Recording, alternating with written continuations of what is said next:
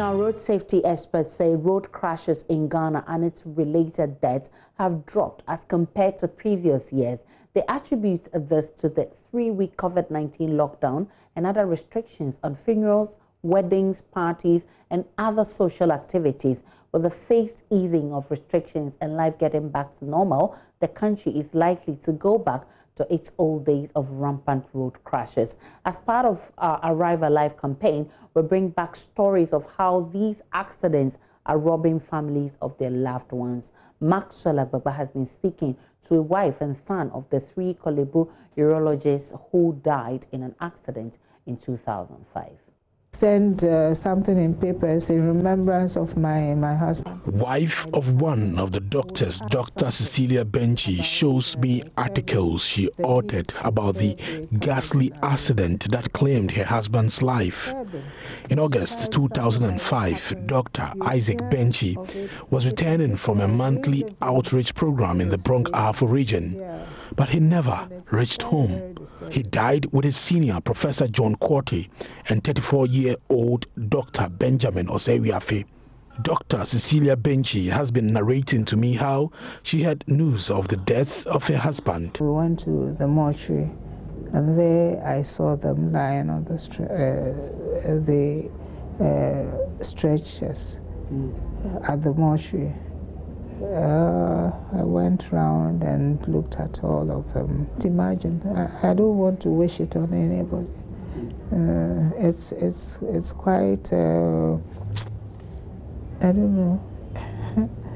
I don't know how to describe it. Dr. Cecilia Benchi says her heart bleeds anytime she hears news of an accident.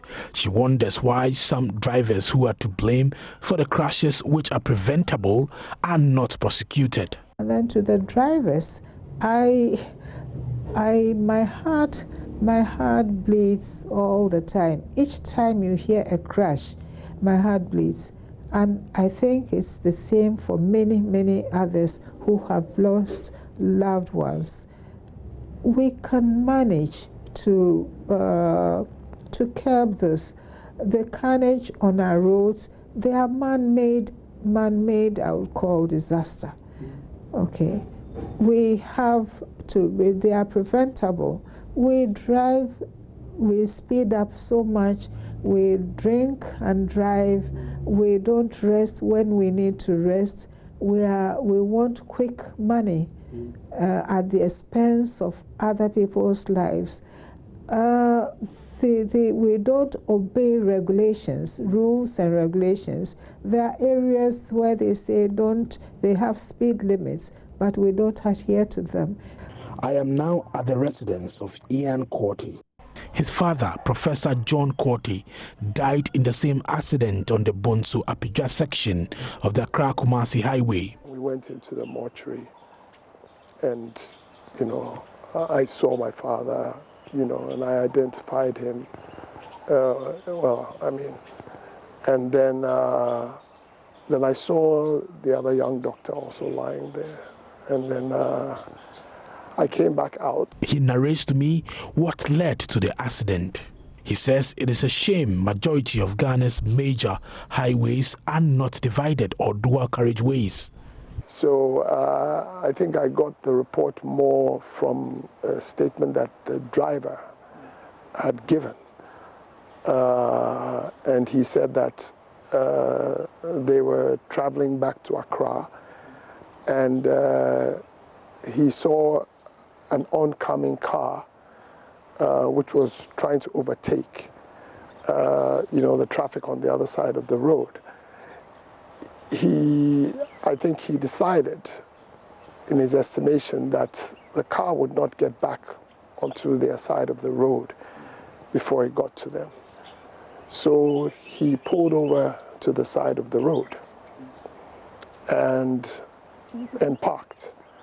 And then the oncoming car's tire burst, and the car somersaulted and came and landed on their vehicle. I think that it's a shame that almost 15 years after my father died, we don't have a divided highway running from south to north and from east to west in this country. 15 years later,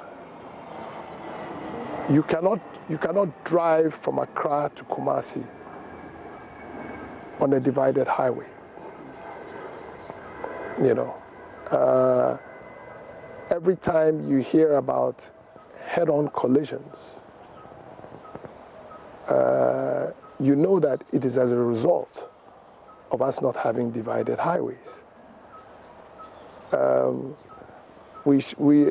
I think that 15 years on, the majority of our highways should be 4 lanes, 2 lanes going one way, 2 lanes going the other way. About over 20 years now. Over 20 years. Over 20 years.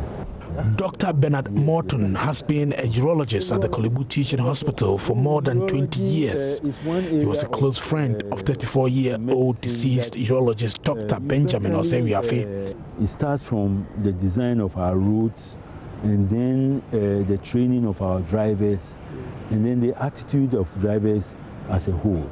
I know at one point in time they wanted to bring some level of education for drivers, and people kicked against it. But even if that, you should know that as a driver, you can make a lot of people lose their lives at a go. So it is a very, very serious, what do you call it, profession, and you shouldn't take it lightly. But I think the way the profession started in this country, it looks like once you know how to move gears and be able to manage crutches, then you can go on the road.